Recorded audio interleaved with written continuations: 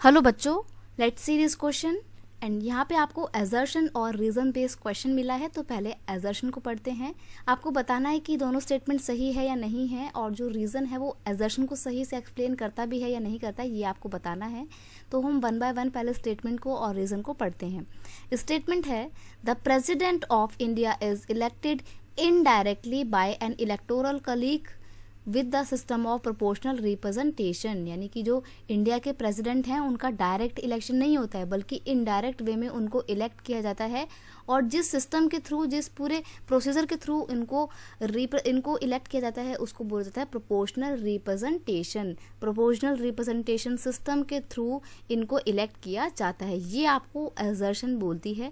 और ये बात बिल्कुल सही है। क्या आपने कभी देखा है खुद की इंडिया के किसी प्रेसिडेंट के इलेक्शन में आप कभी वोट देने गए हो? खैर, आप तो अभी वोट देने नहीं जा सकते हो, लेकिन आपने कभी अपने पेरेंट्स को या अपने नेबरहुड में किसी को देखा है कि वो प्रेसिडेंट के इलेक्शन में वोट देने जा रहे हैं? पॉसिबल ही नहीं है, क्योंकि जो इंडिया के प्रेसिडेंट हैं उनके इलेक्शन होते हैं इनडायरेक्ट वे में।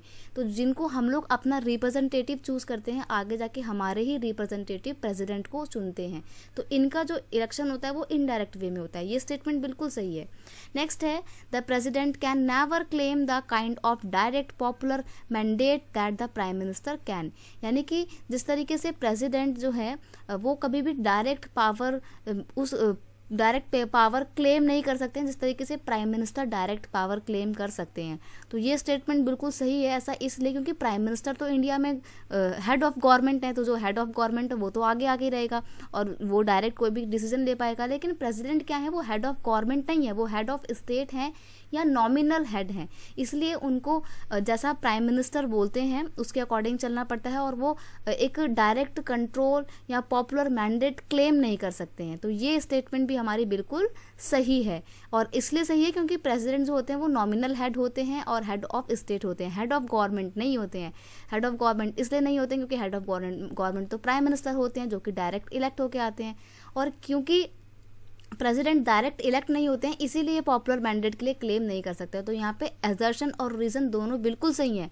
और जो रीज़न है ना, वो एजर्शन को सही तरीके से एक्सप्लेन करता है कि क्यों इंडिया के जो प्रेसिडेंट है वो पॉपुलर मैंडेट को क्लेम नहीं कर सकते। इसलिए क्योंकि वो इलेक्ट होकर नहीं आए हैं डायरेक्टली, उनके इलेक्शन जो हुए हैं वो इनडायरेक्ट वे में हुए हैं प्रोपोर्शनल रिप्रेजेंटेशन मेथड के through.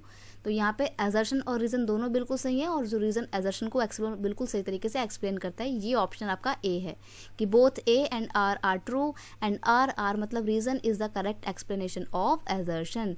Option A is your correct answer. You will have to mark option A. I hope you understand it well. Best of luck.